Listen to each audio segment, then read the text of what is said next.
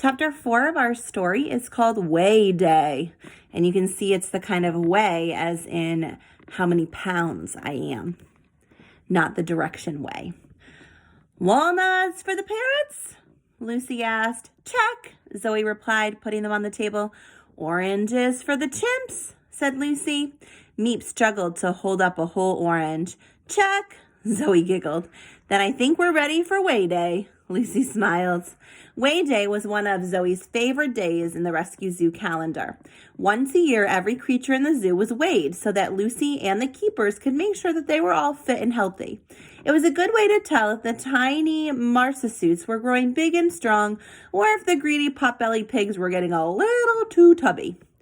A lot of the animals didn't like standing on the special weighing scale, so Zoe always helped out on Weigh Day, rushing from enclosure to enclosure, giving each of her animal friends a treat and whispering encouragement to them.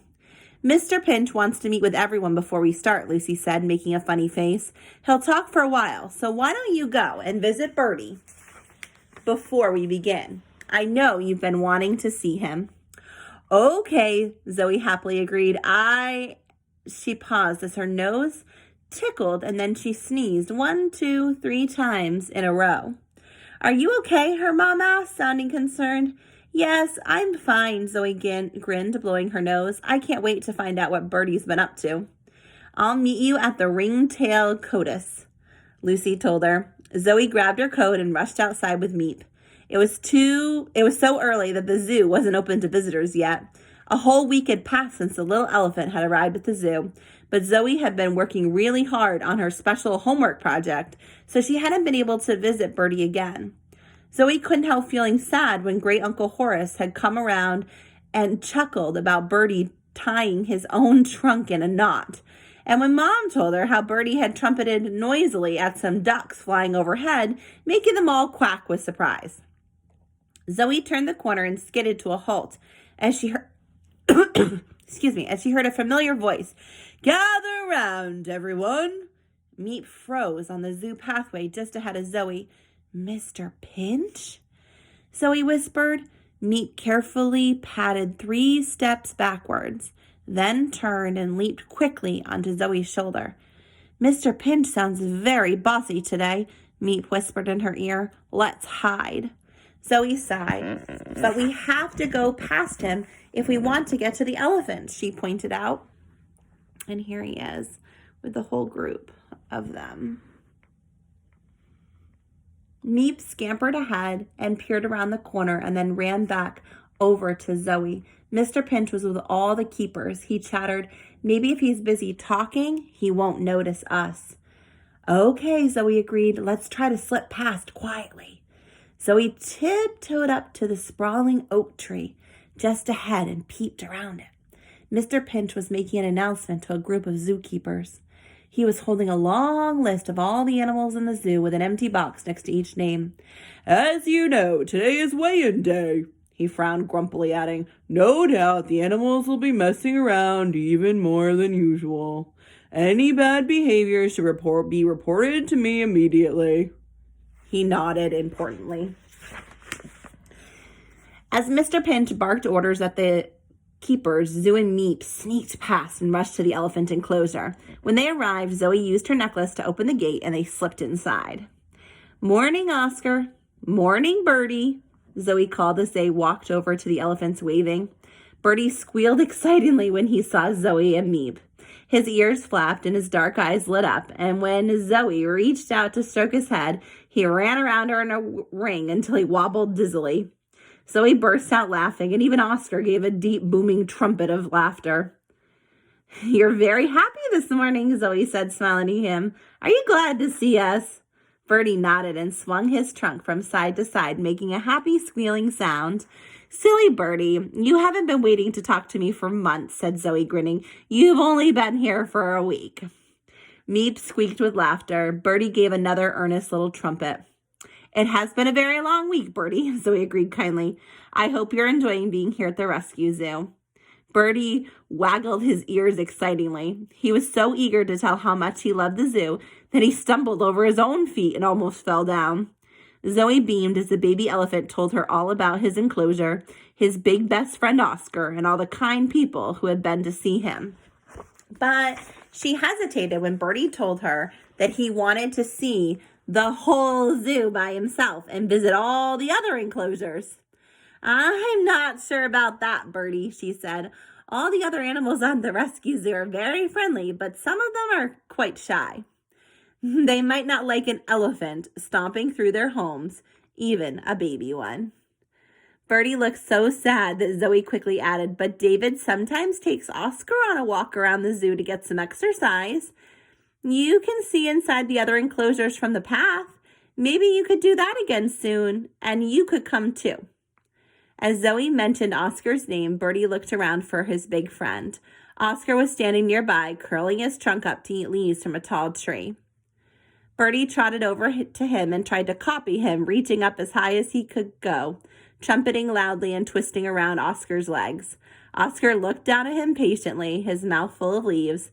Then Oscar slowly walked over to a small tree with low branches, with Bertie trotting after him. Zoe smiled as she realized that the big elephant had taken Bertie there so that he would be able to reach the juicy leaves by himself. But Bertie took one look at the tree and shook his head stubbornly and dashed back to the tall tree that Oscar had been eating from. Bertie gazed up at the tree and gave a hopeful trumpet. Bertie, it's lovely that you're so proud to be friends with Oscar, Zoe laughed. But you can't eat from the same huge tree as him, just because you want to be a big elephant too. The smaller tree will be much easier for you, she explained. But Bertie shook his head stubbornly, so Oscar curled his trunk all the way around a high branch, pulled off a trunk full of leaves, and passed them down to Bertie. The little elephant happily took one leaf at a time and put them into his mouth. You can see the picture, so cute. Making sure Oscar gets him leaves from the high tree. Has to be a big boy. Playful Bertie, Zoe said with a giggle. At least Oscar didn't seem to mind his mischievous friend. The big elephant had a twinkle in his gentle brown eyes as he watched Bertie munch his breakfast. The enclosure gate swung open and David walked in smiling. Morning, Zoe. You're here nice and early. We've come to weigh the elephants. I thought Oscar could go first and then Bertie will see there's nothing to be worried about. Behind him, a big red tractor was rumbling slowly into the enclosure. Zoe could see one of the other zookeepers, Will, sitting in the driver's seat. The rescue zoo symbol was painted on both doors, and it was pulling a huge silver weighing scale on a trailer behind it. The zoo needed an extra special big scale to weigh Oscar, as well as the rhino and the hippos, because they were so heavy. Could you park over here, Will? David called, pointing to a spot in the middle of the enclosure. I'll just run back and shut the gate. As David jogged back over to the gate, Bertie stared at the tractor in amazement. For a moment, Zoe thought he was frightened, but then he gave an excited squeal and rushed towards it as fast as his little legs could carry him. Bertie, slow down, Zoe hissed anxiously, chasing after him. That's really dangerous. Bertie was heading straight for the huge wheels of the tractor, trumpeting happily. The baby elephant thought it had come to play with him. You're going to get squished, Bertie, Zoe yelled desperately, but Bertie was too excited to listen. Bertie, I thought of a new game, Zoe shouted, thinking fast. Chase me instead. I bet you can't catch me. See if that works. Bertie turned around right away, his ears wiggling happily. Suddenly, Zoe wasn't sure this was even such a good idea. Bertie was an elephant after all, and he was charging straight towards her. She started running away from the tractor so that Bertie moved out of the path of its big wheels. She was fast, but the elephant reached her in no time. Thump! Bertie thudded playfully into her, flinging his trunk around her waist for a big hug. You win, Bertie, Zoe laughed, trying to catch her breath, but maybe that's enough for now. Bertie might be a baby, but he still was very strong, and he was already much heavier than her. At least he didn't hurt her, she thought, relieved to see that the tractor had stopped. It was slowly lowering the massive scale onto the ground. Bertie looked at it curiously, then poked Zoe's hand with the tip of his trunk, wanting to know what it was. "It's to weigh you, so we can see how heavy you are," Zoe whispered. "Don't worry, it's really easy. Look, Oscar's going to go first." Bertie watched as Oscar began lumbering steadily over to the scale. Then the baby elephant gave a sudden trumpet and rushed towards it. Oscar stopped and stared in surprise as Bertie scampered under his huge feet, hopped onto the scale, and squealed proudly.